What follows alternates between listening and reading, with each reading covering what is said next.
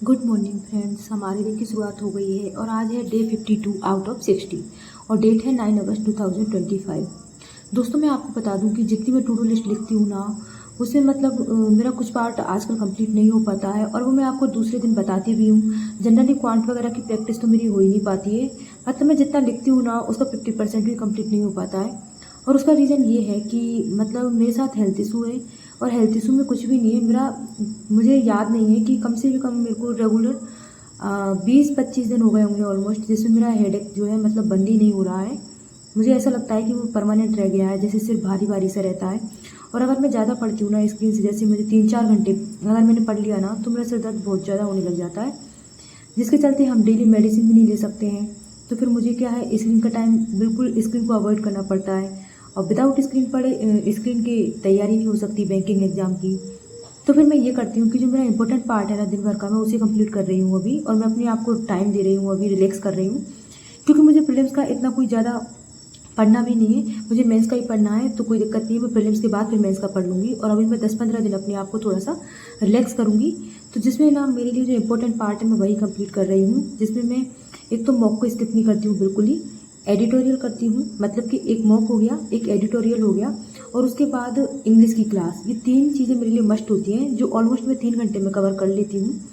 उसके बाद अगर मुझे अच्छा फील होता है तो मैं फिर करंट अफेयर्स पढ़ लेती हूँ। अदरवाइज़ मैं आपको बताती हूँ कि मेरी टू डू लिस्ट कितनी कंप्लीट हो गई है, कितनी नहीं। काफ़ी दिन से जो मुझसे जुड़े हुए हैं वो नोटिस भी कर रहे होंगे कि पहले मैं काफ़ी टाइम दे मतलब मेरी स्टडी में डिवोट किया करती थी, 6 आवर्स 7 आवर्स। बट अभी पिछले 15-16 दिन से, और अभी मैं टाइमर भी नहीं चलाती हूँ, क्योंकि टाइमर बताने लायक उतनी मेरी स्टडी भी नहीं हो पा रही है दोस्तों। बस यही है। तो मैं अभी अपनी हेल्थ पर ही काम कर रही हूँ और हो सके जितना मैं अपने आप को रेस्ट दे रही हूँ। बिकॉज अगर मेरी हेल्थ सही रहेगी तो ही मैं मेंस के लिए प्रिपेयर कर पाऊँगी।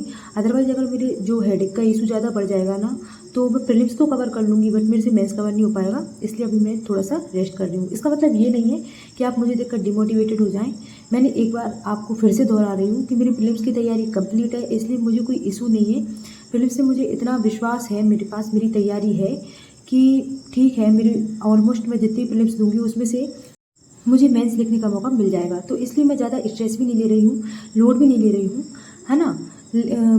और मैं वीडियो इसलिए अपलोड करती हूँ डेली, क्योंकि जब मैंने इस टारगेट को लिया था, 60 डेज़ के टारगेट को, और मैंने जब मैंने इस पे वीडियो अपलोड स्टार्ट कर रहा था, तो मैंने आप लोगों से प्रॉमिस किया था कि मैं आपको अपडेट करती रहूँगी मैं क्या पढ़ रही हूँ, है ना। तो इसीलिए मैं चाहे 1 मिनट 1.5 मिनट 2 मिनट का जितना मेरे से हो पाता है मैं आपको ज़रूर अपडेट करती हूँ, क्योंकि बहुत सारे बिगनर्स हैं जो मुझसे जुड़े हुए हैं, जिनको गाइडेंस की ज़रूरत पड़ती है। तो बस इसीलिए मैं अपलोड करती हूँ। आज हमने गाइड का मॉक नंबर 6 लगाया था, जिसमें पता नहीं पिछले 3 मॉक में मेरे 50 मार्क्स स्टक हो गए हैं।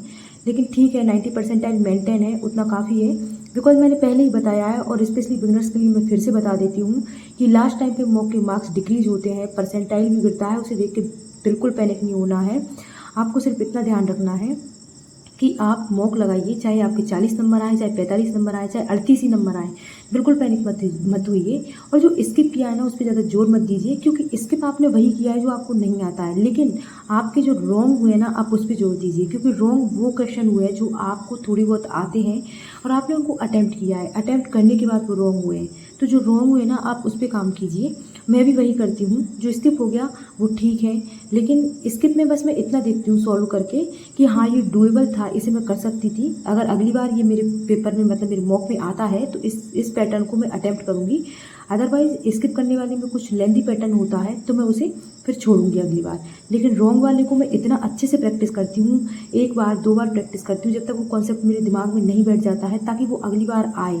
उसका मतलब ये है कि वो आपको 60-70% वो कॉन्सेप्ट आता है, बट आपको बहुत अच्छे से नहीं आता है, इसलिए वो आपका रॉन्ग हुआ है, इसलिए मिस्टेक हुई है। ठीक है दोस्तों, मॉक एनालिसिस में हमको यही सीखना होता है। और जो रॉन्ग होना जब हमारे बिल्कुल कम हो जाते हैं ना, उसके बाद हमारे मार्क्स अपने आप इंप्रूव हो जाते हैं। क्योंकि आपने देखा होगा, मॉक कोई सा भी हो, हम उसमें 60-65 तक अटैम्प्ट कर लेते हैं। और 65 अटैम्प्ट करने का मतलब ये है, कट ऑफ जो IBPS PO की जाती है तो 47 50 54 लास्ट टच करी थी अभी तक, तो मैंने जितने दिए हैं उसमें, है ना, तो इतनी जाती है। इसका मतलब अगर आप 65 अटैम्प्ट कर रहे हो और उसमें आपके बहुत कम रॉन्ग हो रहे हैं, मान लीजिए 7-8 क्वेश्चन ही रॉन्ग हो रहे हैं, तो आप आराम से क्वालिफाई कर ले जाओगे। इसलिए ज़्यादा अटैम्प्ट करने से अच्छा है ज़्यादा एक्यूरेसी पर ध्यान देना है हमें। दोस्तों, अगर आप बिगनर से मेरे चैनल को सब्सक्राइब कर देना, और आप चैनल चैनल पर नए हैं तब भी चैनल को सब्सक्राइब कर देना। अगर आपका तैयारी के कोई भी डाउट है तो कमेंट सेक्शन में ड्रॉप कर देना। आज के लिए इतना ही। Thank you.